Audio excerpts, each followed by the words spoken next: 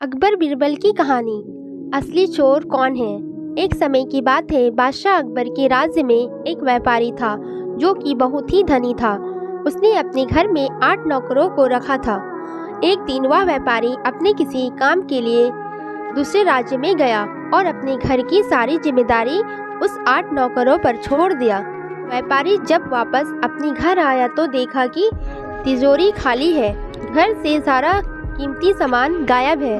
व्यापारी ने अपने नौकरों को अपने पास बुलाया और पूछा, जब घर में चोरी हो रही थी तब तुम कहाँ थे?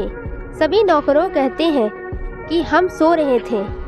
व्यापारी को अपने नौकरों पर शक हो जाता है, जरूर मेरे नौकरों ने मेरे साथ धोखा किया है और चोरी भी नौकर ने की है।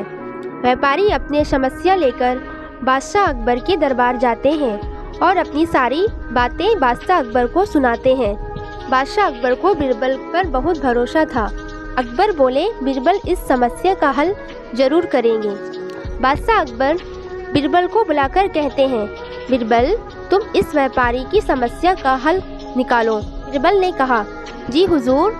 फिर बीरबल ने दरबार के सिपाही को सभी 8 नौकरों को लाकर जेल में डालने का आदेश दिया। सिपाही तुरंत जाकर सभी 8 नौकरों को लाकर जेल में सलाखों के पीछे डाल देते हैं। फिर बीरबल ने सभी से बारी बारी चोरी के बारे में पूछताछ की, लेकिन उनमें से किसी ने चोरी के बारे में सही नहीं बताया। बीरबल ने फिर कुछ सोचा और दूसरे दिन बीरबल सुबह होते ही सभी 8 नौकरों से और सभी को एक एक जादुई लकड़ी देते हैं। तुम में से जो चोर होगा उसकी लकड़ी रात भर में 4 इंच लंबी हो जाएगी। अगले दिन सुबह सभी 8 नौकर को बादशाह के दरबार में लाया जाता है और सभी नौकर को कल दी गई जादुई लकड़ी लाकर दिखाने को कहते हैं। सभी नौकर ने बारी बारी से अपनी जादुई लकड़ी दिखाई तो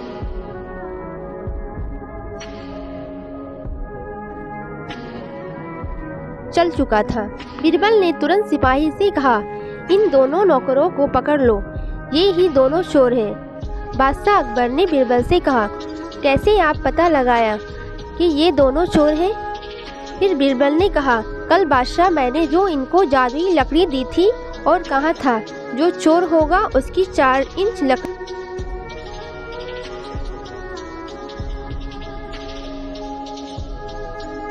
4 इंच लकड़ी बढ़ेगी तो सुबह बराबर हो जाएगी। मगर यह कोई जादुई लकड़ी नहीं है और यह सुबह लकड़ी नहीं बढ़ी। सुबह इन लकड़ी को देखने से तुझे पता चल जाएगा। बादशाह अकबर बहुत खुश हुए, बीरबल की चतुराई के लिए धन्यवाद दिया और बीरबल को बहुत सारा इनाम भी दिया। Thank you.